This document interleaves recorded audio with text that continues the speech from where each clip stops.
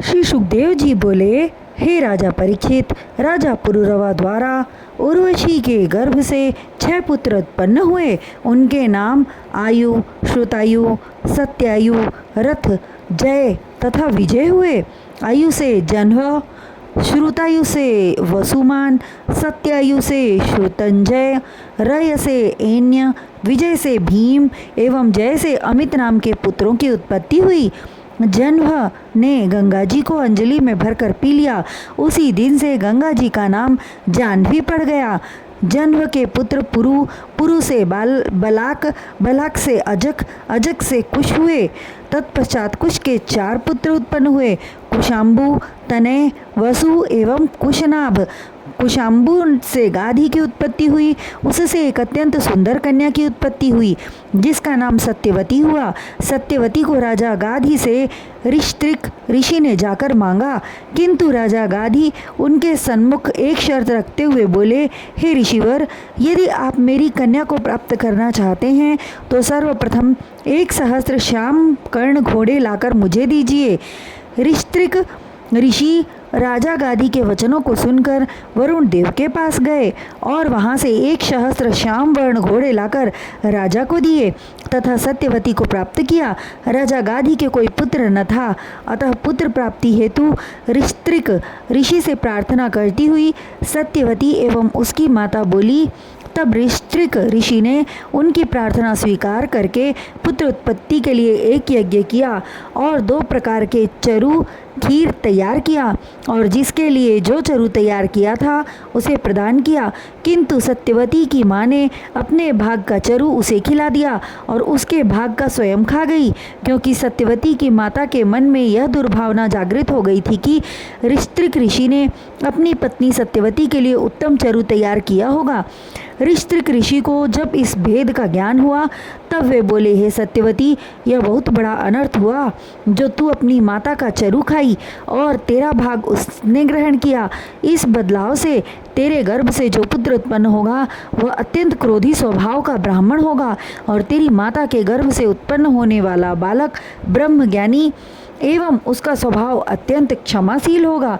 ऋषि के वचनों को सुनकर सत्यवती कहने लगी, हे स्वामी, मुझसे बहुत बड़ी भूल हुई, कृपा कर आप कोई ऐसा उपाय करें जिससे मेरा पुत्र धर्मात्मा हो। तब ऋषित्रिक जी ने मंत्रोच्चार करके कुछ क्षण के पश्चात बोले, हे सत्यवती, मेरे मंत्र बल के प्रभाव से अब तेरा पुत्र क्रूर स्वभाव वाला न होगा, किंतु उसका पुत्र अर्थात तुम्हारे पौत्र का उग्र स्वभाव की छाया पड़ेगी। हे राजा परीक्षित, समय पूर्ण होने पर सत्यवती के गर्भ से जमदग्नि जी उत्पन्न हुए और उनसे परशुराम जी की उत्पत्ति हुई, जिन्हें श्री नारायण का अंशावतार कहते हैं। श्री सुखदेव जी बोले, हे राजन, श्री परशुराम जी ने 21 बार पृथ्वी को क्षत्रिय विहीन कर दिया। तब राजा परीक्षित बोले, हे महात्मन, परशुराम जी द्वारा क्षत्रियों का संहार होने का कारण क्या था? राजा के वचनों को सुनकर श्री सुखदेव जी बोले, हे राजन, सहस्त्रबाहु अर्जुन नाम का एक अत्यंत बलशाली राजा था। एक समय वह अपनी बहुत सी स्त्रियों के साथ नर्मदा में जल विहार कर रहा था और किलोल करते हुए उसने नदी के जल को रोक दिया।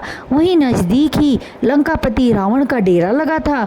जल प्रवाह रुकने से नदी का जल विपरीत दिशा में बहने लगा, जिससे रावण के डेरे तक पानी चला गया, जिससे उसने अत्यंत क्रोधित होकर सहस्त्रबाहु को बुरा भला कहा। परिणाम स्वरूप वह भी क्रोधित हो गया और रावण को पकड़कर बंदी बना लिया तथा अपने साथ ले गया। तब ऋषि पुलत्स्य जी ने आकर सहस्त्रार्जुन को बहुत समझाया। तब उसने रावण को छोड़ा। एक बार सहस्त्रार्जुन आकेट खेलते हुए जमदग्नि ऋषि के आश्रम पर पहुँचे। ऋषि ने अतिथि के समान उनका आदर सत्कार किया, किंतु जब सहस्त्रबाहु अपनी सेना सहित वापस लौटते को हुए उसी समय उसकी दृष्टि कामधेनु पर पड़ी। कामधेनु उसे अच्छी लगी, जिसे वह बलपूर्वक अपने साथ ले जाने लगा। तब जमदग्नि जी ने उसे कामधेनु गाय को ले जाने से मना किया, जिससे वह क्रोधित हो गया और ऋषि के आश्रम को उजाड़ने का आदेश अपने सैनिकों को दे दिया। जब परशुराम जी लौट कर आए तो उन्हें सारा वृत्तांत मालूम हुआ। पिता के वचनों को सुन और आश्रम की दुर्दशा देखकर उनके क्रोध की सीमा न रही और अपना दिव्य फरसा लेकर अकेले महिष्मतीपुरी जा पहुँचे। सहस्त्रबाहु अर्जुन से उन्होंने घोर युद्ध किया और अपने फरसे से उसके सैनिकों को मार डाला। तत्पश्चात उसकी सहस्त्र भुजाओं को काटकर फेंक दिया। हे राजन, सहस्त्रबाहु की भुजाओं को काटने के पश्चात फरसे से उसके सिर को भी काटकर अलग कर दिया और कामधेनु को लेकर वापस लौट आए।